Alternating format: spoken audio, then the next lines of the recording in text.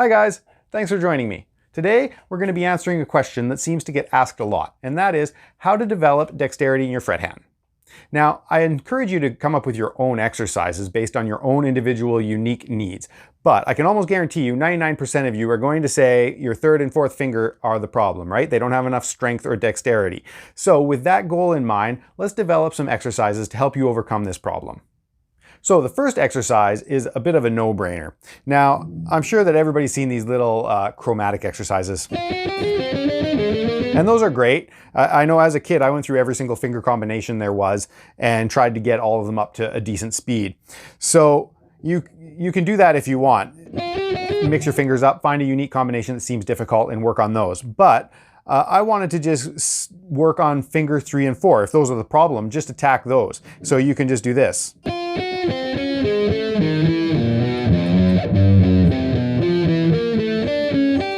Okay, and then just keep working it down the fretboard.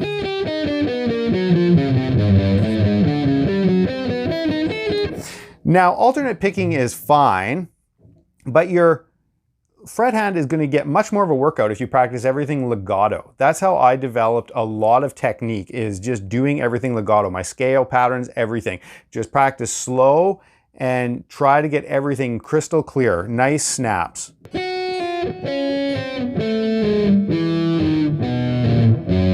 And then you can practice hammer-ons too. Okay, as you get up the fretboard too, try not to have your fingers looking like this, where the ones that aren't doing anything are just kind of hanging out, right? Try to keep them all tucked in as if you were actually playing with them. And you'll notice a better benefit that way.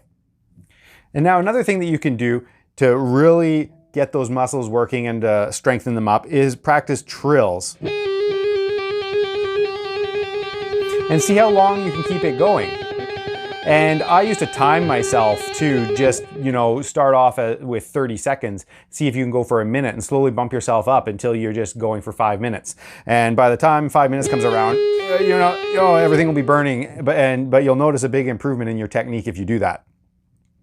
So once you have these two fingers trained up and you're feeling pretty good about, oh, I can feel those working now. Yeah, let's start incorporating them with the other ones now. So again, stick with legato. Now, I like to use the analogy of weightlifting. If you go to the gym, you don't pick up a set of weights and start doing this. And then you just put them down, right? And your set lasts 10 seconds, right? It doesn't really help you. You go nice and slow and make sure that the time under tension is there. So when you practice slow, you get a better workout because you have time under tension. Those muscles are working harder for longer. So the goal with these exercises isn't to blast them out as fast as possible. That would be equivalent to blasting out a set at the gym that serves very little purpose. You're not getting the full benefit of it. So practice these exercises slow and with clarity, and slowly over time they're going to get better and better. Which is another analogy that I like to use. You don't go to the gym, bench press for a month and say, I mastered it, I'm done, perfect, right? No, it's an exercise that you do forever and it slowly gets better and you build on it. So it's the same as these exercises. Don't expect them to master them ever. Just they're gonna get slowly better and better throughout the course of your life. And it's just something that you work on. So let's incorporate those fingers now into a little legato pull-off exercise that's kind of equivalent to what we were doing.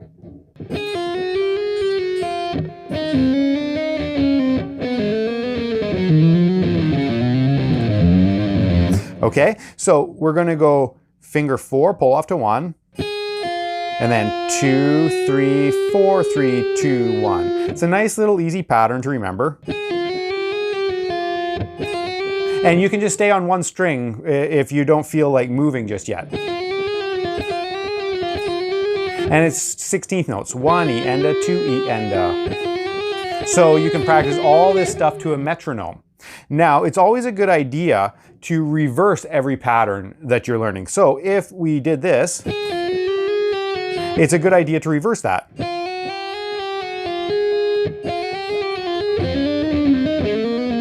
Okay, and then take that down and up across the fretboard. So I'm only playing them down here. You can start up here. It's probably a little bit easier without stretching like this. You're going to get the fullest benefit if you can eventually practice this stuff down here, but practice all this stuff up and down, and then your fingers get used to being in all areas of the fretboard. Okay, so another cool exercise is most people would probably agree their second finger is fairly strong. They feel comfortable, right? So let's get rid of that finger and let's do an exercise that combines fingers 3 and 4 with finger 1. It's going to look like this. And again, 16th notes. 1 E and a, 2 E and a.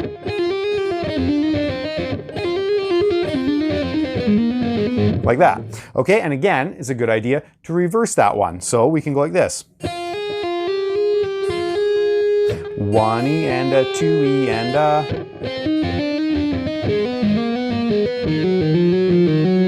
a. Okay, let's see what else we can come up with.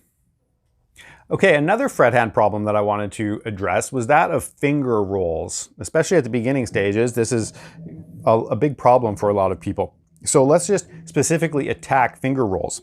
And so here's, and I know in sweep picking too, if you have that A major bar chord shape, a lot of people find that roll across the B, G, and D strings to be quite problematic. So let's attack this finger roll problem with a little exercise.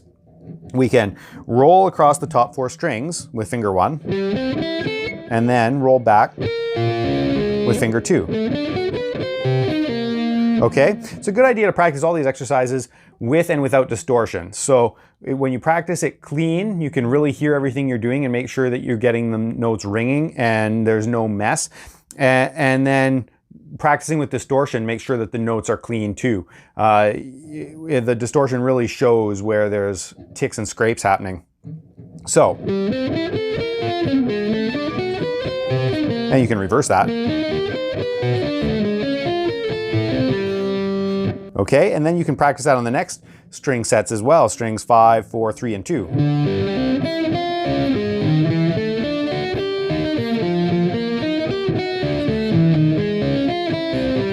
And the bottom ones.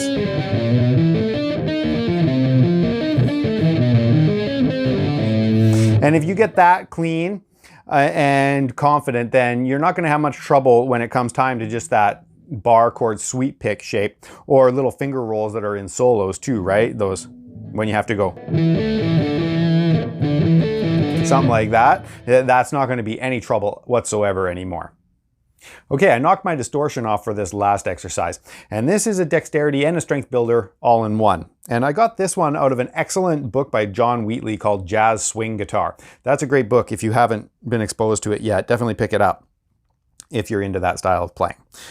But what we do with this exercise is we put one finger in each fret. So the first finger will go in the 12th fret on the high string, 13, 14, and 15 for your other fingers, just going down a string. So you got 12, 13, 14, 15. Now what you're going to do is just move one finger at a time and kind of creep them along. And this exercise he calls the caterpillar, and you'll see why.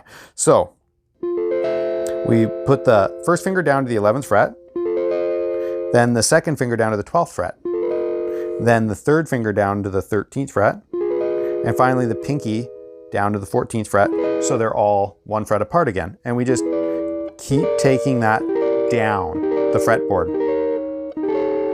Now the idea is to go slow, practice slow and consciously, and not to lift your fingers as you go, but to slide them, keeping pressure on the fretboard so that it's giving your fingers a strength workout and you're keeping the right technique that you're going to need. And then we have to reverse that as well, which I find the reversing coming back up the fretboard is harder, but so you might want to spend more time coming back up.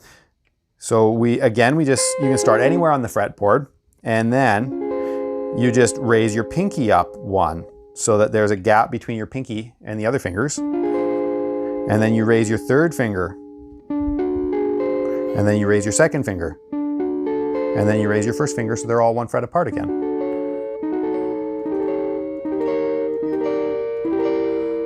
Kind of sounds like a caterpillar, doesn't it? I think that's a cool exercise.